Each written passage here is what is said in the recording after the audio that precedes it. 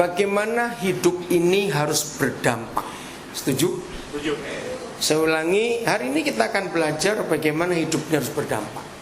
Semua yang diajarkan oleh Tuhan Yesus selalu arahnya, intinya, sasarannya adalah hidup yang berdampak. Semua yang diajarkan kepada kita selalu itu. Nah, seringkali orang beranggapan untuk bisa berdampak itu harus punya sesuatu. Entah itu kekayaan materi, gelar, ya. Ternyata enggak dimulai dari situ. Hidup yang berdampak itu dimulai dari hati dulu. Dengan menyadari Tuhan Yesus berkata bahwa kita ini garamnya dunia, terangnya dunia. Amin. Masih ingat firman itu? Nah, dengan berkata garamnya dunia dan terangnya dunia, maka konotasi pikiran kita harus berdampak. Harus berdampak. Tidak bisa tidak. Pasti saudara akan bertanya, berdampak itu apa artinya? Berdampak itu artinya kalau orang itu baru jumpa kita dalam waktu yang singkat, gak usah terlalu lama, ada perubahan dalam hidup orang itu. Nah, itu kata berdampak. Pernahkah saudara memikirkan dalam dunia bisnis, adakah orang punya pabrik, punya usaha yang tidak ingin laku? Nggak lucu. Betul tidak? Nggak lucu. Nah, semua bisnis, semua produk yang harus laku dan bisa laku, pasti semua akan memikirkan bagaimana produk ini, hasil usaha ini itu disukai oleh semua orang. Nah, untuk bisa disukai semua orang, pasti harus memunculkan sesuatu. Bagaimana orang itu akan terpengaruh. Kata dampak tadi itu dengan hasil yang kita usahakan ini. Tanpa itu, maka usaha itu akan bangkrut. Kalau kita sampai di kalimat ini, maka kita akan menemukan sebetulnya gereja ini sudah lama harus bangkrut. Surga itu sudah lama harus bangkrut. Kenapa? Karena ini yang kita lihat. Jawab pertanyaan saya. Menurut saudara, narkoba atau Injil yang lebih laku? Loh, serius pertanyaan kok tertawa? Narkoba. Nah, berarti yang lebih berdampak siapa? Narkoba. Injil dengan pornografi, mana lebih laku? Pornografi. Nah, hebatnya narkoba dan pornografi itu nggak pernah pakai iklan, catat gitu. Loh, betul tidak? Dalam dunia bisnis, iklan ini ujung tombak. Ya, tahu kalau kita jalan ke Bandara Soekarno-Hatta, lihat ada iklan gede-gede, ya iPhone atau apa, Samsung atau apa. Logika kita, ngapain diiklankan? Sudah terkenal kok. Loh, betul tidak? Dan itu bayarnya mahal. Tapi itu harus supaya orang tahu dampak kalau punya Samsung, punya iPhone, atau punya iklan itu yang digambarkan di iklan itu. Tapi dosa nggak pernah pakai iklan dan laku keras. Nah, kita lihat dampaknya. Narkoba berdampak tidak? Walaupun negatif, jawab, berdampak tidak? Berdampak. Sangat. Injil seharusnya berdampak tidak kalau orang mempercayainya? Berdampak. Mana dampak yang positif dan mana dampak yang negatif dari dua ini? Jelas Injil. Lebih jauh kita mikir. Narkoba itu mahal atau murah? Mahal. Sangat mahal, salah jawabannya. Ya enggak, sabu-sabu itu sudah 2 juta lebih 1 gram.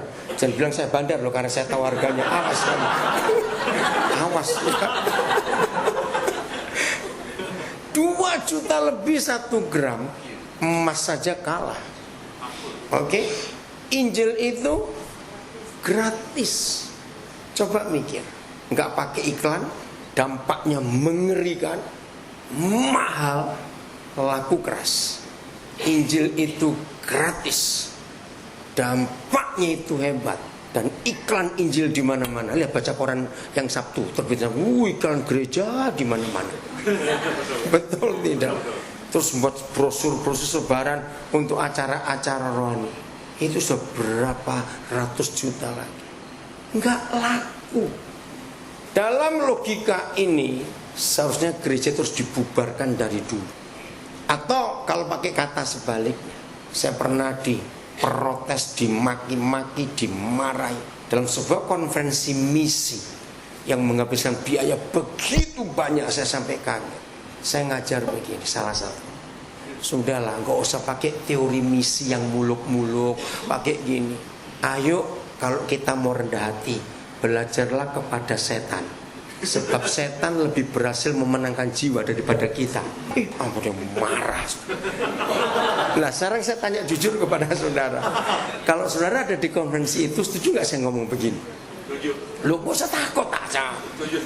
Lu betul nggak? Ngapain kita repot-repot? Sudahlah, belajar aja dari setan, karena mereka itu menang. Lagi sekali, nggak pakai iklan. Betul nggak? Mahal harga dosa. Ingat ya, tidak ada dosa yang gratis. Catat itu. Lihat situs porno aja bayar internetnya, tahu nggak? Nah, betul toh? Mau apa saja yang namanya dosa, nggak ada yang gratis. Tapi dicari orang. Injil yang gratis, yang dampaknya hebat, tuh nggak ada yang cari. Gratis dampaknya hebat, ditawar-tawarkan saja nggak laku.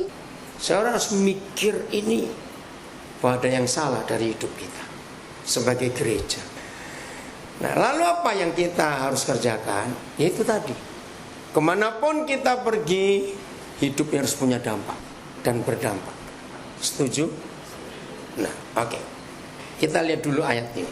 Roma pasal 5. Roma pasal 5. Hidup yang berdampak itu ada di ayat ini. Roma pasal yang kelima.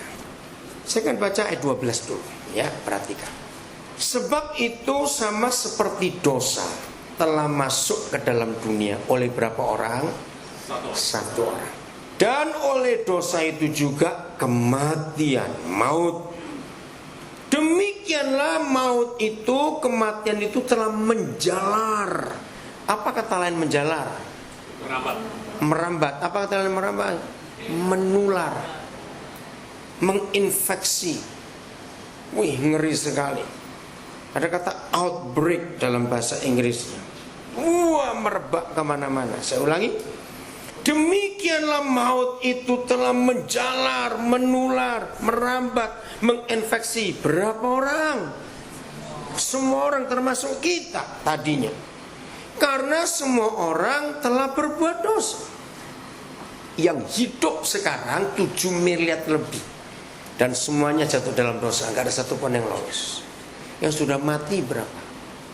Dan saudara percaya yang akan lahir nanti semuanya langsung sudah jatuh dalam dosa. Ngeri enggak? Oleh karena berapa orang? Satu. Dampaknya hebat sekali. Siapa orang itu? Adam. Padahal yang salah itu kan Hawa. Kok kenapa? Iya toh. Tapi ini masalahnya, dengar baik-baik. Nah, ada yang protes, ada yang protes. Nah, itu ada yang protes, ada yang protes. Dengar dulu, jangan protes. Mengapa yang jatuh dalam dosa istri kok suami yang tanggung jawab? Nah, karena kepala. Maka itu menjadi pria itu bukan pilihan kita, tapi Tuhan yang memilih. Tapi tanggung jawab itu besar. Sangat besar. Nggak bisa macam-macam. Laki-laki begitu dia menikah, yang belum menikah catat, dan mudah-mudahan yang ingin menikah dengar dulu supaya takut untuk tidak cepat-cepat menikah. Serius. Begitu seorang laki-laki menjadi suami, hari itu juga, detik itu juga dia mewakili Yesus. Langsung mewakili Yesus. Kenapa? Ngomong apa tadi? Ngomong apa? Nomor 2, begitu istrinya melahirkan, maka detik itu dia mewakili Bapa di surga. Catat. Berarti tidak ada pribadi lain di dunia di mana Tuhan Yesus dan Bapa di surga berani mempercayakan dirinya kecuali pada seorang disebut suami dan ayah. Ini luar biasa. Maka itu mengapa Alkitab menulis. Enggak banyak, kira-kira cuma 4 ayat dalam Alkitab yang memberitahu kita mengapa setan harus menghancurkan laki-laki, suami dan ayah. Itu Alkitab menulis jelas. Sebab setan tahu, kalau suami dan ayah itu dihancurkan, maka hancurlah dunia ini. Karena wakil Yesus dan wakil Papa di surga itu cuma di dalam diri satu orang. Maka itu kalau saya berkati pernikahan, ya di sini ada calon mau menikah nanti Agustus, baru datang tadi, siap. Saya dikenal sebagai pendeta paling sadis di Indonesia, mungkin di dunia. Karena kalau saya berkati pernikahan, pengantin laki saya minta berani berjanji, kalau aku selingkuh aku mati. Ada yang berani minta saya nikahkan? Oh, orang tua para gadis suka kalau anaknya ya saya yang berkati pernikahan. Karena mantunya gak berani macam-macam itu. Sudah serius.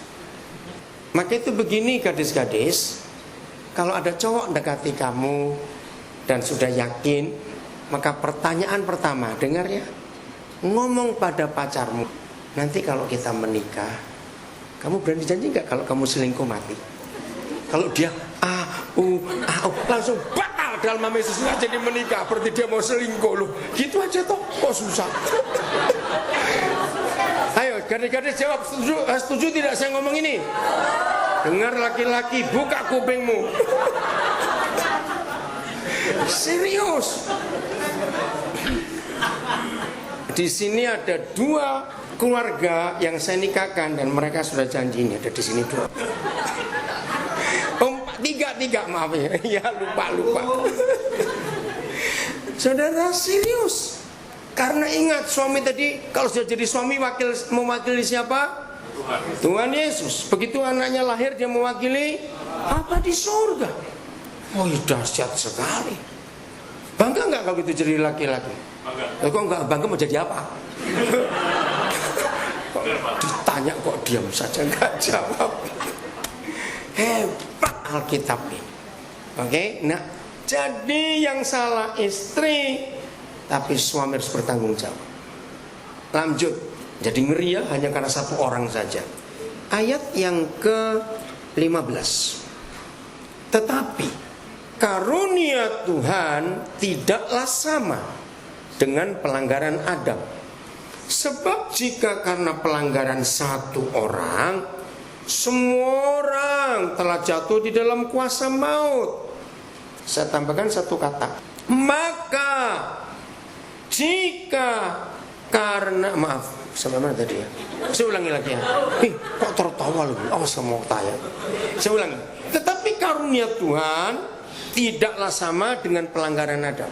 Sebab jika karena pelanggaran 1 orang, saya baca apa adanya dulu. Sebab jika karena pelanggaran 1 orang, semua orang telah jatuh di dalam dosa, maka ini yang saya mau tekankan, jauh lebih besar lagi kasih karunia Tuhan dan karunia-Nya yang dilimpahkannya atas semua orang karena 1 orang. Siapa itu? Yesus Kristus. Ya, ini agak ribet cara menerjemahkannya. Maksudnya begini. Kalau yang jahat, yang jelek, yang mengerikan, itu hanya bisa dibawa oleh 1 orang dan dampaknya ngeri. Maka seharusnya yang dibawa oleh Tuhan Yesus itu harusnya lebih hebat lagi dampaknya. Begitu bukan arti ayat ini? Harusnya begitu. Nah, begini cara kita berpikir. Mama ada anak nangis, hafal suaranya nggak? Ayo ditesin. Ayo, itu anak siapa? Harus begitu. Mama harus tahu tuh suara anaknya atau bukan. Kalau sampai mama ngecek dulu, coba berarti nggak dekat sama anaknya gitu aja. Maaf, jangan tersinggung. Tuh anak nangis tuh. Lihat mama itu cek. Udah sampai tuh. Oh Grace, kamu dari sini Grace. Sudah sembuh ya? Ada? Nggak ada? Itu ribut. Oke, saya lanjutkan. Begini cara kita memperhatikan ayat 15 ini ya. Saya beri saudara 2 perbandingan. Ya, 2 perbandingan. 1. Antara Adam dengan Tuhan Yesus, siapa lebih hebat?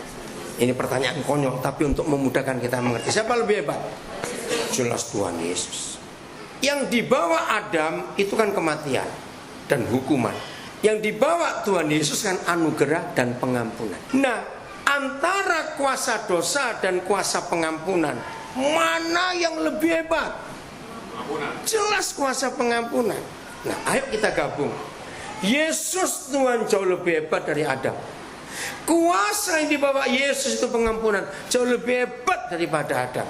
Nah, menurut ayat 15, logikanya siapa yang harus menang dari dua pribadi dan dua yang dibawa ini tadi?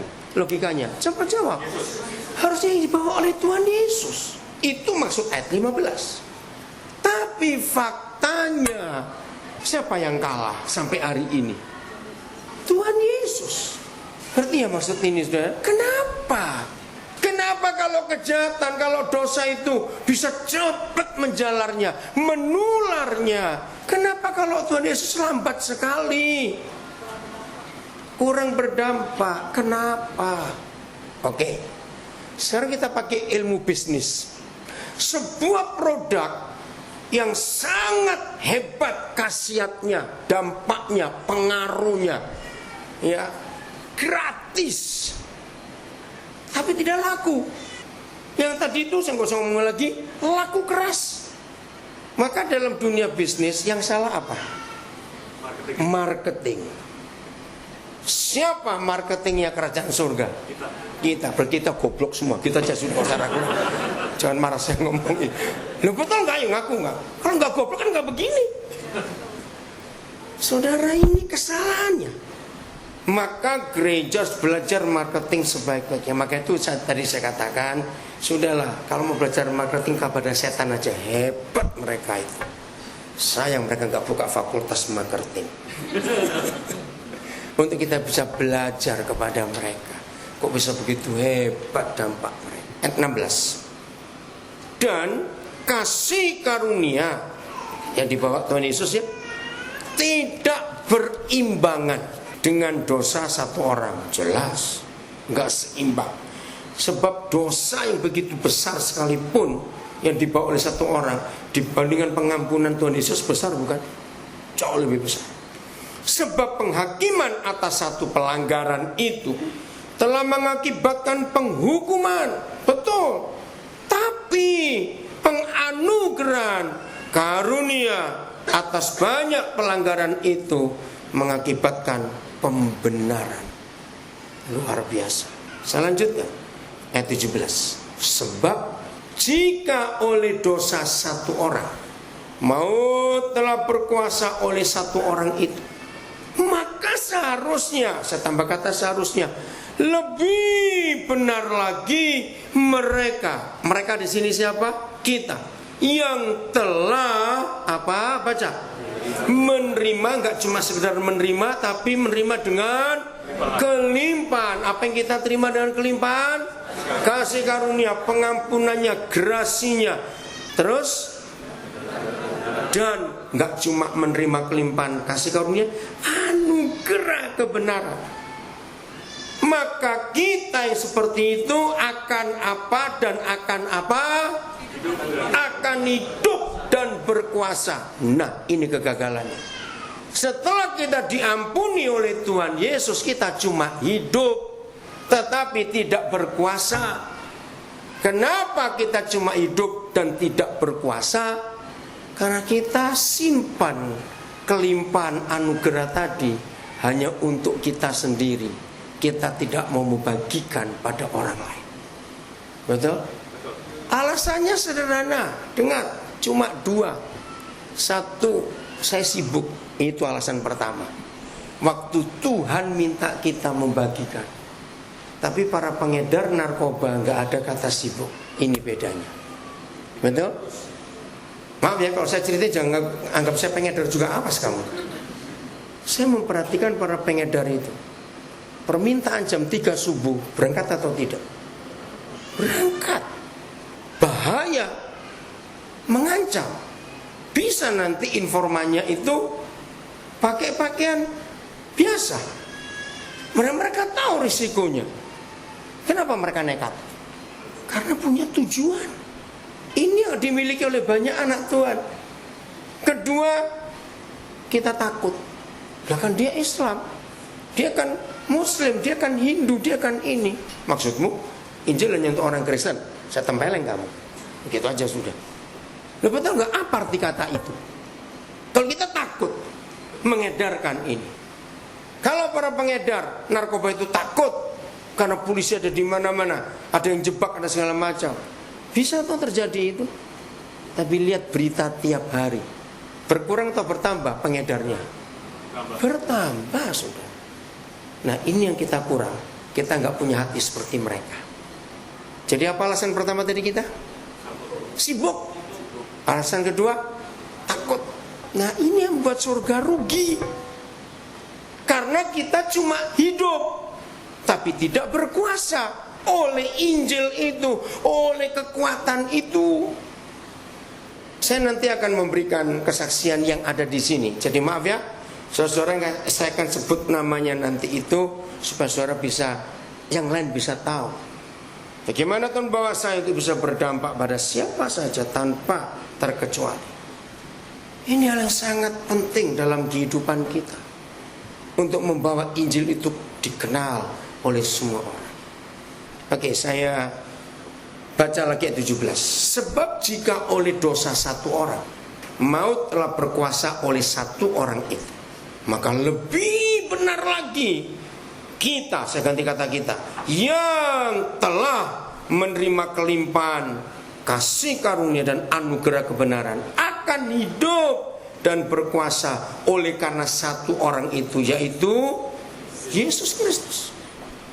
Saya tahu jawaban ini, tapi saya akan tetap tanya. Jadi kalau kita sudah percaya Tuhan Yesus jadi muridnya, berarti Yesus sudah ada di dalam kita atau belum? Sudah. Tapi pertanyaannya bukan cuma itu. Sudah berkuasa enggak yang di dalam kita ini lewat kita? Saya menemukan satu cara saja menurut Alkitab, ya ada berapa ayat saya nggak sebutkan, untuk membuktikan Yesus itu ada di hidup orang Kristen atau tidak. Itu cuma ada satu cara gampang. Ketemukan dengan orang kerasukan setan yang suka nyebut dalam nama Yesus, dalam nama Yesus ini, yang suka doa keliling, pakai kecor-coran minyak, ya terus pakai banner, pakai segala macam. Ngeceknya bukan di situ. Ketemukan dengan orang kerasukan setan. Yang diusir nanti siapa? Akan ketahuan. Loh serius saudara? Setan itu tahu. Jangan merah misi terus, kamu diam aja. Setan itu tahu betul Yesus itu cuma di mulut kita atau di hidup kita. Setan itu paling tahu. Setuju saya ngomong ini? Wah itu luar biasa. Kalau Yesus cuma di mulut kita dan kita di hadapan pada orang kerasukan setan, pasti yang pergi orang ini, bukan setannya. Maka itu satu-satunya cara cuma ini ngetesnya. Berani? Ayo cari, ayo kerasukan setan. Buktikan nanti itu. Benar, saya itu ngalami sendiri. Jadi kalau Yesus itu hidup di dalam kita, setan itu tahu. Sebelum kita apa-apakan, dentik kelewes. Tahu kata kelewes bahasa Jawa? Apa itu kelewes terjemah bahasa Indonesia? Nggak ada. Artinya ya pergi pelan-pelan lah. Karena dia tahu. Hebat ya? Wah luar biasa. Maka itu sejauh apa Tuhan Yesus berkuasa di diri kita. Saya bersyukur kepada Bapa di surga. Salah satu alasan saya bersyukur ditempatkan di Papua. Salah satu, ada banyak alasan saya bersyukur. Salah satu adalah Roma 5. Apa hubungannya? Saya belajar dari nyamuk. Aneh bukan? Nyamuk, serius. Ternyata nyamuk itu gak pernah sekolah. Gurunya siapa? Kalau nyamuk sekolah. Hidup mereka jauh lebih berdampak daripada kita. Kok tertawa dulu? Lu serius? Kenapa yuk? Kenapa yuk? Nah itu malarianya itu. Saya mempelajari 4 hal yang dimiliki nyamuk yang tidak kita miliki. Dan luar biasa. Satu. Siapa lebih gede dari siapa di antara dua ini? Ini pertanyaan konyol, tapi seringkali kita lupa masalahnya. Ayo siapa lebih gede dari siapa antara kita dengan nyamuk? Kadang-kadang tai hidung kita aja lebih gede dari nyamuk. Kadang-kadang. Maaf saya ngomong jorok. Untuk meyakinkan betapa kecilnya nyamuk itu. Setuju? Kadang-kadang ketombe kita pun lebih gede dari nyamuk. Ya atau tidak? Nomor 2, umur nyamuk siapa lebih panjang? Nah, berapa kalinya kira-kira? Wah, atau berapa juta kali ya? Karena nyamuk cuma berapa hari? Iya toh, nggak sampai 2 minggu. Rata-rata 10 harian. Paling panjang umur 12 hari. Bayangkan, kita ini sampai berapa? Saya nggak tahu yang paling tua di sini siapa ya? Mungkin saya kali. Saya nggak tahu.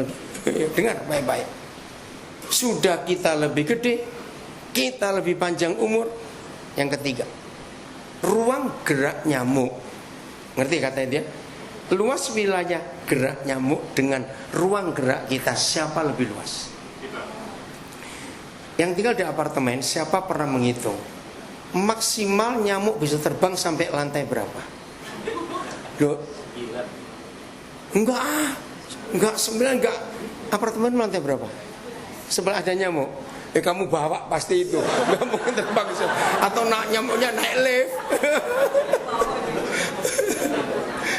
Enggak sampai, saudara. Kira-kira sampai lantai 6 sudah. Kok dia mau terbang begitu? Kenapa? Iya, kecuali liftnya nyamuknya naik lift, ikut masuk itu loh. Maka itu percayalah, nyamuk dari Grogol nggak akan tahan sampai Semanggi. Percayalah, kalau nggak naik angkot atau busway dia. Loh, betul nggak saya ngomong? Coba jawab. Lah kita ini nggak bisa kemana-mana. Nomor 4, nyamuk kalau nempel ke tubuh orang itu paling cepat berapa jam? Terus dia pergi. Loh kok diam saja? Nggak ada jam-jaman itu, kulit badak gitu. Kok sampai nyamuk nempel sekian jam nggak rasa? Terlalu betul. Loh betul tidak, saudara? Jadi cuma berapa detik, nggak sampai menit kok jam itu diam saja. Ini gimana ini orang-orang ini? Berapa detik, betul nggak? Kita goyang, dia terbang. Nah ini yang kita pelajari. Kalau kita nempel ke hidup orang, berapa lama? Chatting itu kata nempel. Lama nggak kalau chatting? Dulu sebelum ada sosial media ini pakai telepon. Wah kalau telepon panas kuping kanan pindah kuping kiri. Panas lagi pindah lagi terus begitu. Sampai kalau dipasangin telur ada matang di situ karena panasnya tadi. Karena panasnya itu tadi. Pertanyaannya, ketika kita nempel ke hidup orang dalam urusan apa saja, apa dampak orang itu? Kalau nyamuk yang nempel cuma sekian detik saja, dan dalam hidupnya, dalam tubuhnya ada virus, entah itu demam berdarah, entah itu malaria. Orang yang segede kita ini KO langsung. Ngerti? Bukankah di dalam darah kita sudah dicampuri darah Yesus? Amin. Betul? Lihat orang yang nggak berbuat dosa, nggak berbuat apa, tiba-tiba bisa kena AIDS karena transfusi darah. Mengerikan. Nah jadi seharusnya kalau kita sudah ditransfusi oleh darah Yesus, kita terkontaminasi apa dalam hidup ini? Virus kehidupan. Dan seharusnya kalau kita nempel ke hidup orang, harus ada perubahan orang itu. Karena virus ini pindah. Saya pakai kata ayat tinggal 12 ini, menular, menjalar, terkontaminasi dan semuanya. Nah sekarang kita tanyakan, sekian tahun kita jadi Kristen, sekian banyak kita ganti-ganti ketemu orang, interaksi, apalagi urusan bisnis, urusan macam-macam, teman, sahabat, banyak atau sedikit kita ganti-ganti orang dalam interaksi itu? Banyak. Nah pertanyaannya, impactnya apa? Dampaknya ini apa? Ini yang membuat gereja itu gagal. Maka itu akhirnya setan lebih hebat daripada kita, karena konsep ini tadi. Jelas ya? Nah ini penting sekali. 2 ayat lagi, 18-19, masih di Roma 5. Sebab itu, nah sekarang hebatnya 2 ayat ini tidak ada nama. Kalau kita baca nanti sampai detail 12 sampai 17, selalu Adam, Kristus, Kristus, Adam, selalu dua ini dibolak-balik. Tapi begitu sampai 18-19 nggak ada lagi. Sebab itu sama seperti oleh satu pelanggaran semua orang beroleh penghukuman, demikian pula oleh satu perbuatan kebenaran semua orang beroleh pembenaran untuk hidup. Jadi sama seperti oleh ketidaktaatan satu orang berdosa, demikian pula oleh saya cepat baca. Saya ulangi. Jadi sama seperti oleh ketidaktaatan satu orang, maka berapa orang? Semua orang telah menjadi orang berdosa. Demikian pula oleh ketaatan berapa orang? Satu orang. Semua orang menjadi orang benar. Ayo tempatkan nama kita masing-masing di dua ayat ini, lalu kita milih. Jadi saya baca begini ya. Sebab itu kalau saya nggak taat, sama seperti pelanggaran Daniel Alexander, maka semua orang beroleh penghukuman. Tapi kalau saya bertobat, demikian pula oleh perbuatan kebenaran Daniel Alexander, maka semua orang beroleh pembenaran untuk hidup. Berarti ayo kita baca sama-sama, nama masukkan. Jangan sampai ada yang lupa namanya, gawat. Udah? 1, 2, 3. Sebab itu sama seperti pelanggaran Daniel. Namamu masukkan. Mana sihnya? Sudah diajari kok. Ini pura-pura nggak tahu toh. Memang apa? Awas. Oke, ulangi lagi. 1, 2, 3.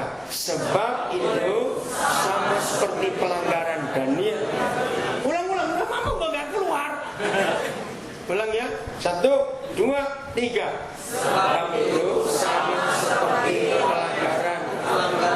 Lulu, namanya masukkan. Di mana? Nama itu kan di depan. Jadi gini, sebab itu sama seperti oleh pelanggaran Daniel Alexander, gitu ya. Ulang. 1, 2, 3.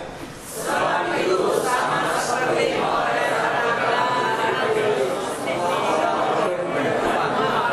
demikian pula oleh perbuatan kebenaran Daniel Alexander. Dengan rendah hati dan jujur, hati kita akan menjawab. Kita di posisi yang pertama atau kedua. Begitu pula 19, sama. Saya baca.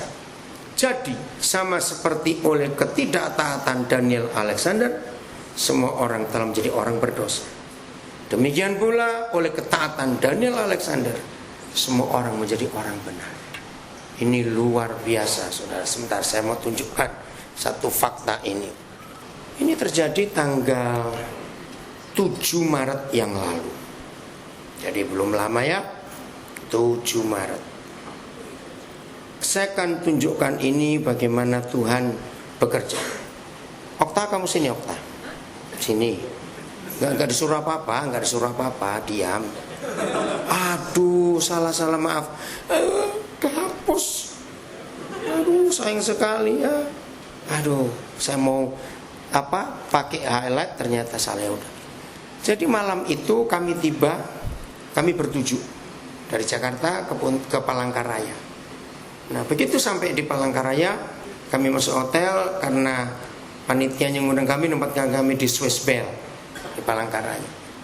Begitu masuk, seorang pelayan ngambil koper kami, Roh Kudus gerakkan, dan langsung saya tanya, siapa namamu? Saya minta nomor telepon, ternyata ada orang Banjar. Saya tanya, jam berapa kamu selesai kerja? Jam 11, oke. Nanti Bapak akan telepon kamu.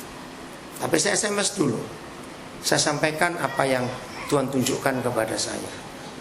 Dia kaget. Langsung dia balas, Bapak peramalnya. Wah, keren. Lah, anak saya 2 orang satu kamar tertawa baca itu. Dan itu cara saya untuk berdampak ke orang lain. Saudara, akhirnya besoknya saya minta dia datang waktu dia libur. Terus saya tanya, cita-citamu apa? Masa kamu akan jadi bellboy terus? Ya saya tanya. Terus dia cerita. Nah, Akhirnya saya minta dia nanti pertengahan tahun harus daftar entah kuliah atau kursus, nanti bapak yang biayai kamu. Orang Banjar Muslim. Tuhan, kalau gerakan saya cepat bertindak, nggak boleh lama-lama lagi. Dia kaget, dia tadinya nggak percaya. Nah, bapak nggak pernah kenal saya. Ya sekarang kan kenal, saya bilang begitu. Apa susahnya? Ronald Michel waktu kalian menikah, salah satu karyawan hotel itu yang di mana Papi nginep lupa, Horizon ya di Araya, namanya Akbar, masih kontak sampai hari ini. Dari namanya kita tahu siapa dia. Karena konsep ini, salah satu cara saya untuk berdampak adalah saya tuh nggak pernah pengen punya mobil sampai hari ini, nggak pernah. Saya sering naik angkot. Maka itu sekali-sekali harus ikut saya naik angkot, naik taksi. Nah, kalau naik taksi lucu. Saya ini kalau di taksi pun saya tuh nggak bisa nganggur. Paling tidak telepon nggak habis-habis. Nah, hampir semua supir taksi yang penumpangnya saya itu pasti keluar pertanyaan. Sebetulnya anaknya bapak ini berapa? Kenapa supir taksi tanya? Karena papa, papi, amak kan bingung. Anaknya berapa? Itu pertanyaan pertama. Saya kesempatan ngomong, kami nggak punya anak kandung. Loh, ya tadi itu siapa? Kok enak saja bapak bicara duit gini kok akrab. Yang lebih dalam mereka tanya begini, bapak kok bisa akrab dengan anak-anak seperti itu? Jadi kesan akrab itu dirasakan oleh supir taksi itu. Agak dalam.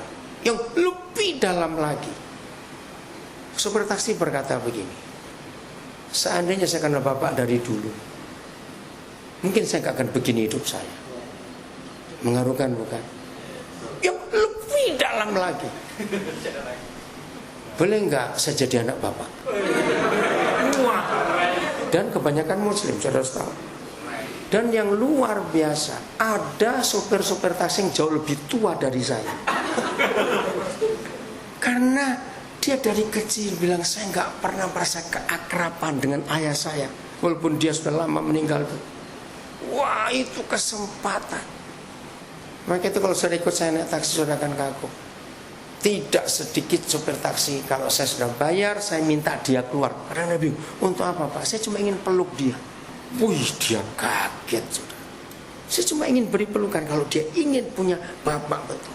Maka itu kalau secara teliti handphone saya, kontak saya itu paling banyak itu ya supir taksi, cleaner di toilet-toilet umum itu, tukang parkir. Wah, sudahlah. Itu jadi sahabat saya, jadi teman saya. Untuk mereka kontak, untuk mereka cerita apa saja. Dan tiap kali saya kontak dengan orang supaya tidak ada curiga, saya selalu berkata saya pendeta. Tadi seperti contoh, kami di Kopitiam, dari selesai kebaktian pertama sampai masuk lagi kedua, kami nggak keluar dari situ. Wah, yang datang gantian anak-anak saya itu sampai mejanya penuh. Nah, saya bilang kamu nggak boleh cuma duduk, pesan sesuatu untuk minum atau makan. Jahat kalau kita cuma duduk, kita nggak beli apa. Maaf, saya cuma cerita. Akhirnya saya harus bayar 2 juta lebih. Hah? Kok hah? Oh iya, lihat tuh tanya. Yang pertama tadi 1 juta, hampir 1.400.000. Yang kedua tadi hampir 800. Ya salah atau tidak saya juga ngitung. Yang makan siapa yang saya juga nggak tahu. Mau saya bilang pesan. Bayangkan dari selesai kebaktian pertama sampai masuk lagi kedua, nggak keluar di situ. Nah, Tuhan bicara kepada saya pada salah seorang karyawan. Dan tadi saya sudah minta nomor telepon. Saya tanya dia jam berapa kamu kerja, selesai jam 11 saya akan telepon kamu. Namanya Haidar. Jelas bukan Kristen. Dia tanya, kenapa bapak tanya? Saya ngomong sedikit. Maaf, saya bisa salah. Itu, saya ini pendeta. Saya sok ngomong itu dulu. Saya pendeta supaya orang gak curiga. Tapi saya gak akan ngomong masalah agama. Kenapa kamu dari kecil kok sulit ngampuni bapakmu? Terus wajahnya berubah. Oke, kamu kerja dulu, nanti kita lanjut. Ya, karena mungkin ngomong di situ. Saudara, itu cara saya.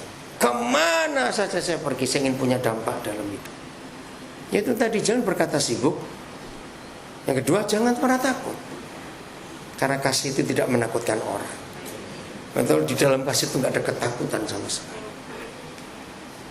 Maka itu saya nggak setuju orang sekolah misi. Misi itu nggak bisa duduk di bangku, keluar. Saya bilang begitu. Misi kok sekolah, nggak ada ayatnya. Salah, orang sekolah misi itu salah besar. Setuju saya ngomong ini? Oke. Eka, nanti Koden minta kamu cerita nanti ya, panggil. Karena hari ini saudara, saya bersyukur ketemu Eka dengan istri namanya Vivi. Ya nanti boleh cerita sesuatu ya Eka di sini nanti sekarang. Saya percaya kamu kaget ya. Kenapa? Oke, saya beri beberapa contoh. Siapa yang pernah lihat DVD kami tentang Papua? Banyak bukan? Siapa yang belum tahu siapa yang buat? Nah yang buat di sini, angkat tangan kamu. Oh itu dia, angkat tangan. Oke, ya, itu dia. Yang terakhir ini dia dengan timnya nggarap film tentang Ahok. Apa judulnya? Menuju Ahok. Sudah selesai belum filmnya? Draft 3. Oh tahun produksi. Nanti akan jadi film layar lebar? Kebetulan akan ada festival film Aceh. Oh film Aceh. Kami nggak pernah tahu ternyata ada film Aceh. Oke. Ya. Kalau saudara pernah dengar sekarang ini ada sutradara hebat, Damien siapa sih? Damien siapa? Yang barusan menang juga film di Berlin di mana itu? Papa pernah ketemu Damien siapa? Munika. Oh iya. Bukan, dia bukan nama Damien siapa? Nah saya kenal dari opa omanya tahun 74. Saya kenal papa mamanya. Dulu dia tahun 70-an 80-an itu penginjil cilik namanya David Moninga. Ya penginjil hebat. Sekarang jadi sutradara luar biasa. Belum lama saya baca di Kompas, dia menang berapa kali film itu. Ini anak luar biasa. Nah, oke, saya lanjutkan sekarang. Ini. Nah saya ketemu Hendra nggak sengaja. Jangan marah ya. Waktu itu salah satu anak kami menikah. Nah saya itu biasa, kalau ada orang baru maka itu biasakan untuk berdampak. Nyamuk kan nggak pernah milih orang. Masa nyamuk milih aku mau darah orang kaya saja? Nggak ada nyamuk mata duitan. Maaf saya ngomong. Lo betul nggak jawab? Penginjil milih-milih masalahnya itu kalah dengan nyamuk. Lo jawab ya atau tidak? Nah nyamuk nggak ada yang mata duitan. Ampun itu. Saudara, saya ini tiap kali lihat ada wajah baru, saya langsung tanya. Apalagi wajah baru ada di rumah saya. Saya ada rumah di Menantu. Nah begitu sih kok ada orang baru di rumah. Maaf ya Indra. Terus makannya banyak. Siapa ini orang? Maaf. Siapa ini? Nah terus saya tanya, anak saya ngajak dia. Maaf Pak, dia 3 hari nggak makan. Oh sama begitu. Ternyata hidupnya hancur sekali. Nah malam itu 13 Desember 2004. Saudara, setelah saya ketemu saya tahu hancur hidupnya. Sudahlah pokoknya ngeri. Nah saya tanya, lalu papa mamamu di mana? Dimakan anjing om. Wah ya sambil makan nih, sambil makan. Ini anak. Jangan dimarahi. Karena dia sakit hati pada orang tuanya, membuang dia. Kalau saya ketemu orang, saya tanya cita-citamu apa? Apa yang ada di hatimu? Nah ternyata dia itu ingin jadi pemain film. Dia itu orang teater, istilah begitu. Saya cuma ngomong sebentar pada papa. Papa saya harus buat apa pada orang ini? Kuliahkan dia di perfilman. Oke, saya bilang. Tapi saya belum ngomong aja. Oke, kalau gitu besok kamu ikut ke Jakarta, saya selalu nggak usah dipanggil. Aku papamu, Mbak. Langsung dia berangkat ke Jakarta. Desember sampai Jakarta 2004. Ternyata dia dapat kampus namanya The Next Academy. Kaget saya, tahun 2005. 1 semester hampir 8 juta. Tahun 2005. Itu dolar masih berapa? Saya kaget, mahal sekali. Tapi luar biasa. Tuhan sediakan. Nah saudara, semester pertama, bayangkan, dapat tugas untuk membuat film dokumenter. Akhirnya dia datang kembali kepada kami, minta, Pak boleh nggak buat film ke Papua? Boleh sih, boleh, tapi biayanya itu. Tapi saya bawa alat segala macam, siapa yang bayar? Berapa? 4 orang, 5 orang? 3 orang. Bayangkan, kuliah 2005 bulan apa masuk kamu? Februari. Dia kena birit November 2005. Dan itu film yang fenomenal. Dan menurut kampus mereka, setiap mahasiswa baru yang masuk wajib nonton film dokumenter mereka. Kayak itu di film, apa istilahnya di kampus ini luar biasa.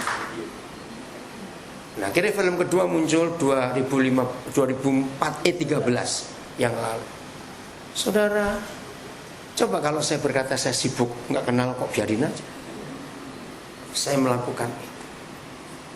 Sekarang saya minta The Three Musketeers. Ayo berdiri, Charles, Henry, Chandra. Berdiri aja, berdiri. Lihat, semuanya lihat ke belakang. Ya, orang-orang, oh, Henry rambutmu jadi pendek. Papa baru sadar sekarang jadi pendek. Oke, duduk dulu. Dengar ya. Saya ini kalau nganggur, saya selalu tanya kepada Papa, apa yang saya kerjakan? Saya nggak mau nganggur. Setiap waktu yang saya miliki, saya ingin gunakan untuk bisa jadi berkat buat banyak orang. 9 Agustus 2013, saya akan berangkat ke Manila. Pesawat saya hampir tengah malam, 23.50. Saya naik Philippine Air. Saya sendirian. Nah, antrinya agak panjang. Biasanya kalau saya antri agak panjang dan ada anak-anak, saya minta mereka jaga antrian, saya akan keliling cari orang saya bisa berkati. Entah tukang sapu, entah satpam, entah tuh petugas X-ray. Oh, saya keliling, mana ini orangnya, mana. Saya ingin cuma ngobrol aja dengan orang. Bukan sok gaul, bukan. Tapi itu hati saya memang. Tapi karena nggak ada yang jagain, saya mau tinggal, troli saya ini untuk antri. Papa tahu. Kamu lihat ke kanan. Cuma beda 2 counter. Ini ada Cebu Air, Cebu Pacific ya namanya pesawat itu. Ada antrian juga. Saya tanya, yang mana yang Papa mau selamatkan? 3 orang itu. Nah, mereka itu. Saya ini coba nguping, ya nggak begitu jauh. Saya ingin tahu ini bahasa apa. Karena model mereka waktu nggak Indonesia, apalagi sama Henry punya panjang, dikuncir kayak Jepang, kuncir sudah panjang itu. Ini pasti Jepang, ini Korea. Saya pikir satu apa? Jangan marah ya Papa. Terus saya tanya, Papa, dari 3 itu yang mana saya harus jadi orang kontak dulu? Nah, dia tunjuk saya yang tinggi kacamata. Oke. Tapi saya nguping, kok enggak? Antri. Mereka duluan. Wah, hilang ini, saya nggak tahu kemana. Ya sudah. Tapi saya doakan. Agustus 98 di Hotel Mulia masih baru dibangun waktu itu. Saya ketemu orang, saya nggak tahu 2 hari saya ke hotel itu bisa ketemu orang yang sama. Tapi saya lagi sibuk, saya nggak bisa ketemu. Tiba-tiba saya merasa, aduh, saya nyesal. Kemana ini orang tadi ini? Ya udah, Roh Kudus bilang apa? Doakan dia. Oke, saya nurut, saya doakan, saya bisa bayangkan wajahnya. 3 bulan lewat, saya nggak tahu siapa yang saya doakan. Ya, 6 bulan, setahun, saya bilang, Papa, gimana cara ketemu ini orang, siapa juga saya tidak tahu. Roh Kudus bilang terus. Jadi saya doa dalam bahasa roh, oke, untuk keselamatan, untuk apa saja. Catatnya Agustus 98. Satu hari saya ada acara di Hotel Panghegar di Bandung, Oktober 2000. Jadi lewat 2 tahun lebih bukan. Saya lagi bawa makanan, orang ini lewat di depan saya yang 2 tahun yang lalu. Saya tepuk pundaknya saking syoknya. Ingat nggak kamu pernah 2 hari di Hotel Mulia 98? Kan gila ini ngomongnya. Iya, berarti dia ingat juga. Oke, saya bisa minta kartu nama nggak? Kenapa? Karena dia itu merasa, kan saya kayak ngomong kan, ini 2 tahun lebih saya doakan kamu ini. Siapa nggak ngomong gitu dulu, saya nggak tahu ini siapa. Saudara, dia di hotel itu cuma sekedar saja. Akhirnya Tuhan jamah hidupnya. Nah, kembali ke 3 orang ini. Mereka saya masuk duluan, saya bingung kemana ini. Akhirnya saya masuk, saya coba cari. Oh, mereka di duty free. Saya makin yakin pasti bukan orang Indonesia. Ngapain orang Indonesia masuk duty free airport sendiri? Iya toh. Saya nungguin mereka 3, kok nggak keluar-keluar. Saya ini pengen kencing, gimana ini? Lah di depan juru TV yang pertama kan ada toilet di belakangnya. Saya cepat-cepat kencing keluar, ya sudah hilang lagi. Saya bilang, Tuhan ampuni saya kurang cepat. Tapi masa juga bingung, ini bahasa apa ini, saya nggak tahu. Itu 9 Agustus, ya sudah, hilang, nggak ketemu. Itu hari Sabtu, hari Jumat. Saya tiba hari Sabtu pagi di Manila. Minggu pelayanan, Selasa. Hari Kamis saya pelayanan di KBRI Manila. Yang jemput saya pendetanya, gembalanya. Saudara, begitu saya buka pintu mobil, Charles dalam mobil itu. Wah, saya sampai kaget. Saya nggak tanya namamu siapa itu, nggak dulu. Kamu datang dengan Cebu Pasifik hari Sabtu ya, tanggal 10. Gimana perasaanmu cara suatu tanya itu? Apa? Kak takjub. Nah, pertanyaan saya, ingat toh, kamu untuk meyakinkan dia, saking saya itu antusiasnya, kan kalian bertiga bukan? Ada satu yang pakai kuncir, saya nggak tahu bagaimana. Dia itu mungkin masih bagaimana, dia langsung buka HP-nya, ada fotonya, ini, iya ini. Saya tanya, yang 2 kemana? Ternyata mereka itu cuma transit di Manila mau ke Korea. Tapi pesawat mereka beda. Nah, Charles waktu itu, kalau saya ingat Lebaran 2013, ada typhoon besar di Manila, sehingga banyak pesawat cancel. Nah, pas Charles mau berangkat, dia kena typhoon itu nggak jadi berangkat. Itu yang saya kagum. Kenapa waktu saya tanya Papa, dari yang 3 ini yang mana? Kalau Tuhan tunjukkan yang salah, yang hilang nggak ketemu di Korea sudah. Berarti ya saudara, akhirnya dari Sabtu Charles ini Tuhan ubah hidupnya sampai ketemu yang 3. Luar biasa Tuhan. Saya harap saudara mengerti cara saya hidup. Harus punya damai untuk hidup ini. Roni, kamu lihat sini, tunjuk tuh. Roni terlalu yang tinggi, ya, angkat tangan dulu. Lihat sana. Roni, Ron angkat tangan lagi ya. Dia sekarang jadi pengacara yang cukup terkenal di Indonesia. Gimana kasus terakhir Pontianak, Ron? Sudah sidang putus? Belum. Dia lagi nangani banyak kasus. Maaf ya Ron, kalau Papa cerita, dia itu yatim piatu. Dari SMA saya sekolahkan dia sampai dia kuliah di Atmajaya, lulus, buka kantor pengacara dengan 3 orang, bertiga dengan temannya. Dari nggak punya apa-apa cuma di kantor, saya meresmikan kantor, istilah kantor yang ecek-ecek gitu. Habis kantor pengacara cuma punya mesin fax 1, apa komputer ya, komputer di ruang tamunya orang lagi. Jadi hari-hari pertama mereka itu cuma duduk bertiga, lihat-lihatan, baca koran itu. Terus nggak punya klien, nggak punya apa-apa di rumah orang. Sekarang berapa lawyermu? Tim yang bergabung dari 3 orang tahun berapa? 2000 berapa? 2009 belum. Sekarang berapa dari 3? Ada berapa pengacara bergabung? 8. Dan mereka Tuhan percayakan nangani kasus-kasus yang luar biasa. Coba kalau saya nggak urusan, nggak mau, saya nggak tahu dia akan jadi apa. Maaf kalau saya berkata ini. Nah, ini yang Tuhan ingin ada dalam hidup kita. Bagaimana kita itu punya dampak kehidupannya. Kevin, kamu angkat tangan. Ya. Dia kakak beradik dengan adiknya sekarang jadi anak kamu. Suatu hari ada SMS nyasar, catat ini. SMS nyasar. Pokoknya dia mau SMS seseorang, bisa lewat HP saya, kan bingung. Langsung saya cari dia di Bekasi hari itu. Nah, saya akan ketemu orang di Landmark. Langsung saya telepon, ayo kamu ke sini. Waduh, nggak punya uang. Pokoknya naik taksi nanti saya bayari sampai sini. Dengan cerita. Malam itu juga saya bawa mereka berdua ke rumahnya Tintin. Justin mana kok hilang? Di Greenfield situ. Nah, sejak itu hidupnya berubah. Dan 2 orang ini saya kuliahkan biaya saya. Hanya SMS nyasar. Saya nggak kenal siapa mereka. Artinya jadi maka itu dalam hidup ini saudara, musuh Injil itu bukan setan. Ternyata musuh Injil itu orang Kristen pelit. Catat itu Bapak. Siapa musuh Injil? Orang Kristen pelit. Mudah-mudahan di sini nggak ada yang pelit. Andi angkat tangan. Tahun berapa kamu masuk Nabire? Yang tinggi lah kok itu supaya tahu. Tahun berapa masuk Nabire? Tahun 2000. Kamu masih umur berapa? 5 tahun. Tahun 2000, ayah ibunya pengungsi kerusuhan Ternate. Rumah mereka, harta mereka dibakar habis. Dengan bertiga, bersaudara, kakaknya, dia, lalu adiknya masih kecil. Sekarang dia kuliah di UPH. Nah, dengan ibu bapak sekarang ayah orang tuanya jadi tim kami di Nabire. Luar biasa. Bisa saja saya punya alasan ngapain saya ngurus orang, saya juga nggak tahu mau bagaimana nanti. Kakaknya sudah lulus kuliah di Brawijaya Malang. Itu hidup yang kami pakai. Karena saya nggak mau kalah dengan nyamuk, ingat itu baik-baik. Oke, nah Eka sekarang kamu maju. Cerita aja Eka, karena buat Koden ini pertemuan luar biasa. Jadi Eka ini baru ketemu saya tadi pagi.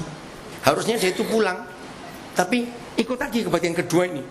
Karena sepanjang istirahat jam tadi kami dua diskusi. Eka sini cepat maju.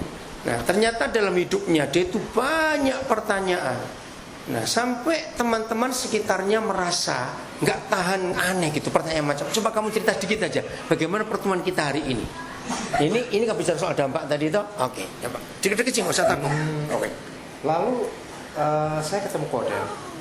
Saya awalnya belum tahu Koden itu siapa. Saya cuma pernah dengar dari teman saya bahwa ada teman saya yang dukung misinya Koden di Papua. Sesudah itu saya ngobrol-ngobrol.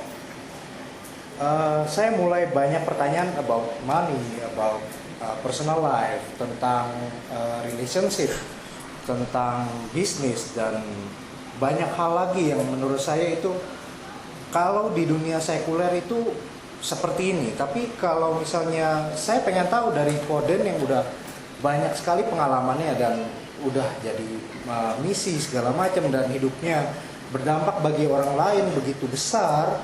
Saya pengen tahu apa sih sebenarnya yang seharusnya itu, uang itu seperti apa, bisnis itu seperti apa, Tuhan itu maunya apa. So I ask a lot of question yang buat saya basic things buat saya. Dan saya nggak tahu mesti ngomong apa ya, because di reveal one by one, but all itu ada di Alkitab. Everything itu ada di Alkitab. Dan jawabannya is very very simple, just that simple. Cuman kadang-kadang karena terlalu simple, mungkin karena kita sok pinter, complicated. We make everything complicated in this life. Padahal itu ada di depan kita. Cuman kita mau dalemin apa enggak, mau tahu lebih dalam apa enggak. Oke? Oke. Tepuk tangan. Terima kasih ya kamu maju tadi. Artinya begitu banyak pertanyaan yang jelimet, bahasa Jawa complicated itu tadi. Jelimet gitu ya. Ketemu cuma sebentar tadi ini. Cuma sebentar. Tapi saya melihat ada sesuatu yang Tuhan berikan kepada dia. Termasuk dengan Vivi, istrinya juga. Nah, waktu. Gunakan waktu itu sebaik-baiknya untuk kita bisa punya dampak ke orang lain. Amin. Ini yang Tuhan minta kepada kita, supaya dunia itu tahu siapa Tuhan Yesus. Bukan dalam konsep agama, tidak sama sekali. Tapi dalam konsep hidup yang praktis dan hidup yang nyata. Gitu aja sudah. Yang terakhir, hari ini Nubais boleh nggak kamu maju? Sudahlah sini cepat. Ini doktor yang ke-6 yang saya luluskan. Ya, ini S3 yang ke-6 yang saya luluskan. Dan lebih lagi saya bangganya begini, disertasi dia seorang dokter ya, itu tentang apa yang Tuhan kerjakan lewat kami, suami istri. Nah, saya ini kalau ketemu orang saya tuh nggak mau bertele-tele. Satu kali ada orang dari UPH S1 melamar ke Papua. Telepon dari temannya, "Pak, saya mau ngabdi ke Papua." "Ayo," saya bilang begitu. Saya langsung tanya, "Kapan berangkat?" Untuk sesaat dia diam. "Halo? Iya, kapan berangkat?" Dia bilang gini, "Loh, kok Bapak nggak perlu wawancara saya dulu? Bapak kok nggak perlu lihat CV saya dulu?" Saya bilang, "Itu nggak perlu." "Wah, nggak bisa Pak. Dalam teori manajemen nerima karyawan." Dia ngomong panjang lebar. Nah, masalahnya saya nggak butuh yang itu. Saya ngomong halus saja, artinya gini, pokoknya siapa saja mau ke Papua, apalagi punya S1, ayo berangkat. Tapi dia ngotot, nggak bisa Pak. Kalau saya salah bagaimana? Saya nggak takut, saya bilang gitu. Saudara, karena waktu dia telepon, Roh Kudus ngomong, saya ini kok disusi terus dengan Roh Kudus. Suruh terima. Oke, saya nggak tahu siapa orangnya, cuma lewat telepon. Tapi Roh Kudus bilang, kalau sampai Nabire buatkan akte lahir, apa hubungannya? Saya nggak ngomong dulu. Akhirnya dia heran-heran, ya udah berangkat. Hari Sabtu dia tiba, saya masih sibuk nggak sempat ketemu. Hari Senin dia baru ketemu saya. Begitu ketemu, saudara, saya minta semua rapotnya, saya baru lihat. Saya bingung. SD, lahir dan tanggal bulan beda dengan rapot SMP, rapot SMP. Saya garuk-garuk begini. Jadi anaknya memang apa ya? Anak itu periang gitu loh, nggak nutup-nutupi. Saya juga bingung kok Pak. Situ lahirnya kapan sebetulnya? Loh. Tapi kan Roh Kudus yang beritahu saya buatkan akte lahir. Nah ini masalahnya. Oke, nggak usah diskusi. Terus kemana Pak? Saya bonceng dia, saya pakai motor ke kantor catatan sipil. Saya tanya, gimana caranya orang ini bisa punya akte lahir? Waktu itu masih gampang, aturan nggak seperti sekarang. Terus orang yang tanya, karena kenal baik ya, adik punya surat apa yang bisa dipegang? Karena lihat rapot nggak sama semua. Anaknya polos jawab, ada Pak surat cerai orang tua saya. Lebih bingung lagi, kok surat cerai? Terus kamu dapat dari mana? Akhirnya saya pulang lagi ke tempatnya untuk bawa. Dibaca oleh pegawai catatan sipil. Sorry hari, enggak apa-apa ya dari ya. Loh, kok kamu bisa dapat surat cerai, Dik? Jawabnya ini, kata orang yang nitipkan ini, kata orang, ini orang tua saya. Masih katanya lagi. Berarti belum pasti juga. Ya mungkin belum pasti. Wah konyol betul. Pokoknya dengan cerita saya bilang, Pak inilah masalahnya. Kenapa saya bawa dia ke sini? Bagaimana caranya? Oke, kalau itu perlu sidang. Panggil saksi. Betul toh? Sidang betul saudara. Atur persidangan semuanya. Sudah selesai. Berapa waktu kemudian surat akte lahirnya beres. Saudara, begitu dia mengambil akte lahir bersama saya itu belum pernah melihat sebuah ekspresi yang begitu luar biasa. Dia angkat akte lahir. Aku punya status. Aku tahu sekarang aku ini siapa. Mengharukan sekali. Oke, sekarang dia sudah S2. Waktu dia bergabung dengan kami, dia dikenal di Nabire, guru bahasa Inggris. Ngajarnya dari TK sampai universitas. Keren gak itu? Wah, luar biasa. Akhirnya dia tanya, akhirnya dia manggil saya Dedi. Kenapa Dedi waktu itu bilang langsung akte lahir? Siapa yang beritahu? Nggak ada yang beritahu. Saya bilang Papa disuruh memberitahu. Itu cara saya hidup. Saya nggak perlu tahu orang itu siapa dulu. Itu bukan urusan saya. Nah hari juga waktu dia lulus S1, saya baru kenal dia di Kupang. Dia kuliah di Universitas Nusa Cendana. Nah dia langsung datang bilang saya ingin ke Papua. Ayo, saya bilang begitu. Ngapain repot-repot? Nah terus cerita kamu sendiri. Ya. Ya, sini di tengah. Oke. Lalu waktu itu Papi tanya, kamu kuliah jurusan apa? Saya Fisipo, jurusan administrasi negara. Ya sudah, kamu ke Nabire. Cuma dalam hati ini orang siapa gitu. Karena langsung datang suruh ke sana. Akhirnya saya ke sana ke Nabire, dijemput Papi. Cuma Papi lupa waktu itu. Saya jadi menunggu 1 jam lebih di Nabire. Maaf. Ya. Ya saya mengajar di sana dan ternyata mahasiswanya gede-gede gitu ya. Banyak yang sudah orang tua dan memang sesuai dengan panggilan saya menjadi berkat di dunia pemerintahan. Lalu tahun 2002 Papi ajak saya untuk ambil S2 dan waktu itu saya tes masuk di UGM. Lalu tahun 2000 saya kembali lagi ke Nabire. Nah, sebentar. Kecepatan kamu. Oh gitu. Saya ini kalau lihat orang berpotensi seperti dia, saya tuh nggak bisa diam. Saya tawari dia, kamu itu punya potensi untuk S2, tapi dia menolak. Wajar bukan? Nah, sampai sekarang saya nggak pernah tanya alasannya apa. Saya juga nggak mau tahu. Tapi Roh Kudus memaksa saya, pokoknya kamu harus S2. Dan saya minta cari perguruan tinggi yang terbagus, jangan tanggung-tanggung. Setelah berapa tahun S1-nya? S1 2000, kemudian 2001 papi kuliahan. Ya, terus kuliahan. Waktu tes TOEFL kan kita nggak ngerti nih dari kelamaan di timur kan. Jadi di hutan gitu ya. di Kupang, terus ya saya dari Jakarta terus kuliah di Kupang karena ingin memperingankan biaya orang tua saya sebenarnya, karena waktu itu SPP masih murah sekali, 120.000 per semester waktu zamannya saya kuliah, murah sekali. Makanya saya ambil ke Kupang supaya membantu orang tua saya. Lalu ketemu papi di Kupang, tapi saya sebelumnya berdoa puasa dulu.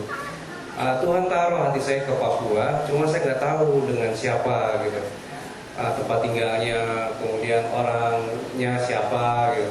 Nah disitulah Tuhan pertemukan kami. Jadi Roh Kudus tuh suruh saya maju, kenalkan diri. Saya nggak kenal papi waktu itu, nggak kenal. Tapi khotbahnya luar biasa waktu itu di Kupang. Kami maju, saya maju, waktu itu 3 orang. Cuma papi yang ngajak saya saja ke Nabire gitu. Saya kaget juga. Saya tanya Tuhan, ini benar kan?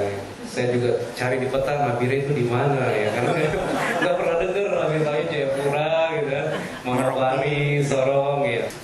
Saya lupa. Lalu Roh Kudus ingatkan saya untuk kirim surat. Waktu itu saya nggak kasih nomor telepon, cuma akhirnya datang orang ke rumah dan suruh saya ke sana. Lalu Oh iya. ya. Saudara bayangkan dia kirim surat cuma alamat, gimana saya ngubung? Nah ini yang saya mau cerita. Saya ini kalau Tuhan suruh, saya akan usahakan untuk sampai ketemu. Akhirnya saya kirim orang, tolong cari alamat ini di mana. Nah kira ketemu bagaimana? Nah itu dahsyat juga. Jadi saya berharap tuh surat yang dikirim, karena saya baru datang ke Jakarta, ketemu orang tua, udah lama gak ketemu, dan saya tunggu balasan bulan Juli. Saya kirim surat bulan Februari, April datang orangnya. Saya bilang, aduh ke Papua, terlalu cepet banget nih, takut gitu. Waktu itu akhirnya saya dikasih ongkos naik Hercules, kayak tentara gitu kan. Keliling-keliling dulu ke Kalimantan, ke Surabaya gitu. Nginep di Makassar, terbang lagi, terus pesawatnya rusak di Wamena. Nah pas di situ ada pembunuhan OPM, waduh kita takut semua. Akhirnya supaya aman saya nggak nginep di hotel. Hotelnya serem bapak ibu, serem banget waktu itu, Wamena masih serem. Saya nginep di mes tentara, lebih aman kan. Enak, dikasih kopi, teh gratis ya sudah. Akhirnya teman-teman pada pindah semua ikutin saya. Besok pagi akhirnya datang bantuan dari Surabaya, bisa terbang sampai Biak. Ya sepi memang, lebih sepi. Nabire itu lebih sepi dari Kupang. Saya kena malaria waktu itu, nyamuk lagi. Kena malaria dan saya lihat bapak tuh emang luar biasa ya hatinya buat anak-anak. Ya, saya kadang-kala sedih juga, beban yang dipikul bapak tuh sama mami berat gitu ya. Ya saya ngajar di sana nggak digaji nggak apa-apa. Saya sudah ceritakan kepada panitia bahwa pernah kita itu 11 bulan bukan gaji, persembahan. Nggak apa-apa, yang penting anak-anak Papua bisa sekolah. Itu kami pernah kenyang karena nggak ada beras, nggak ada apa, kita kenyang makan nangka gitu. Di rumah tuh kan nangka seminggu sekali, heran di depan kamar saya tuh nangka seminggu sekali bisa berbuah gitu. Sampai mungkin buat saya ya, di penjualan gitu. Sampai banyaknya orang pada datang minta buat saya, itu silakan ambil aja, kita juga nggak bisa habisin.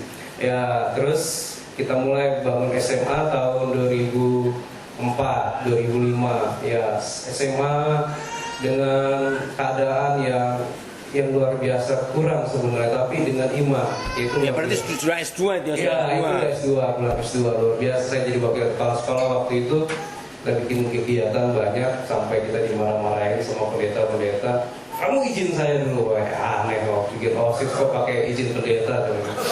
Aneh. Ya sudah, papi suruh saya ambil S3, saya juga nggak ngerti. Tinggal lihat potensi dia lagi. Setelah S2 dia jadi wakil kepala sekolah, hasilnya potensinya luar biasa. Saya dorong lagi. Ayo kamu S3. Dia takut lagi. S3 nanti bagaimana, lanjut. Ya, luar biasa. Sebenarnya saya menghindar kalau disuruh S3 saya lari nih. Kalau ada papi lari, karena masih disuruh kuliah. Sebenarnya mau sih, cuma berat kan. Apalagi Mau menikah waktu itu. belum. Masih jauh. Waktu itu beban kita banyak gitu. Tapi ya hatinya, imannya papi kan besar gitu. Dan ya saya dulu saking supaya memperingankan biaya papi, saya cari kos yang paling murah waktu di Jogja. Jadi dapat kos kalau nggak salah 35.000 ya, Pak. Itu kentut sebelah dengar gitu kan. Maaf ya, saking murahnya gitu kan. Saya tuh teringat ya waktu saya mau selesai butuh uang untuk wisuda. Saya tuh jalan sambil berdoa, lalu Roh Kudus suruh saya SMS papi. Ini jawabannya luar biasa. Jadi saya SMS sambil jalan-jalan karena kalau belum bayar belum bisa ujian.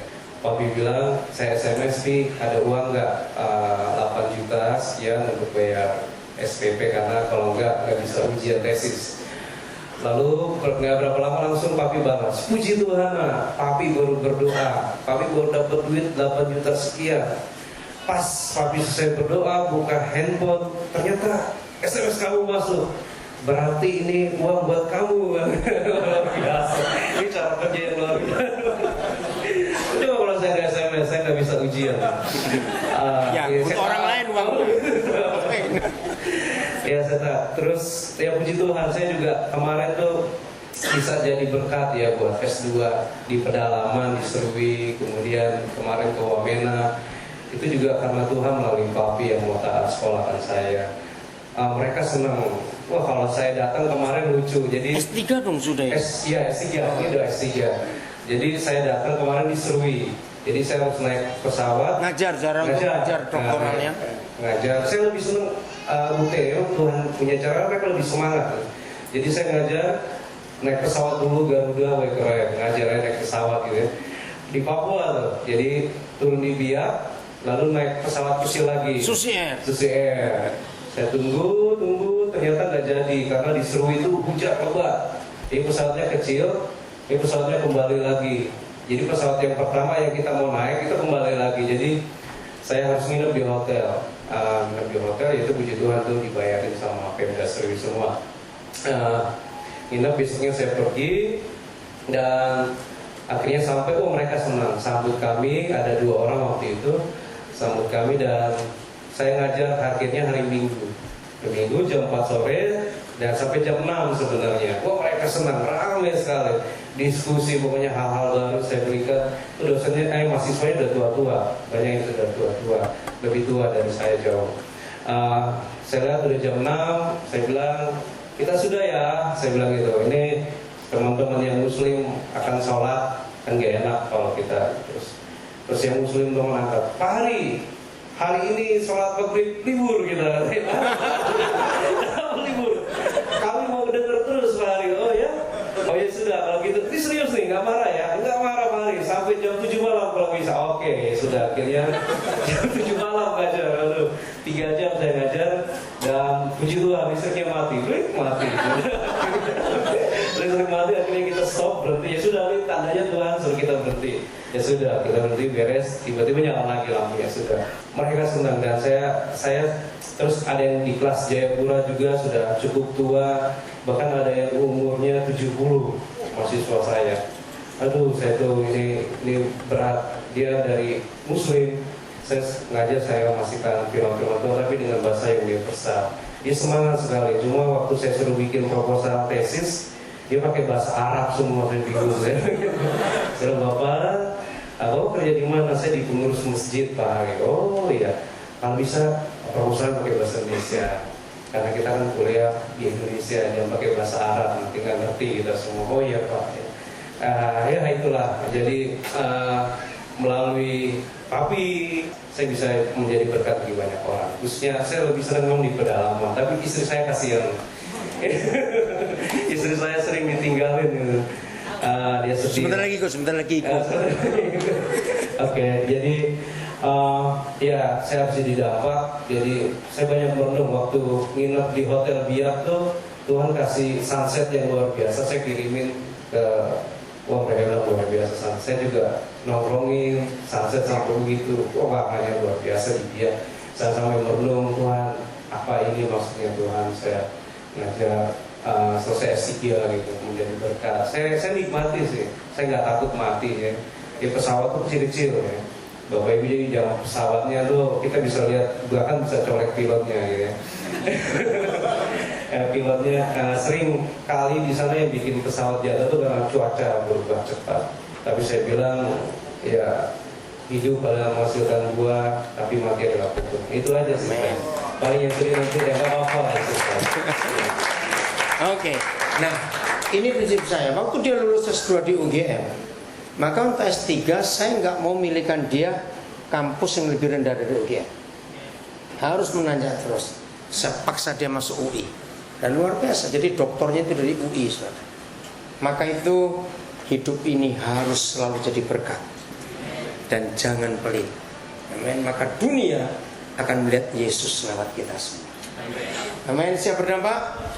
Jangan kalah dengan siapa? Nyamuk. Pinter semua, saudara. Tuhan memberkati kita semuanya.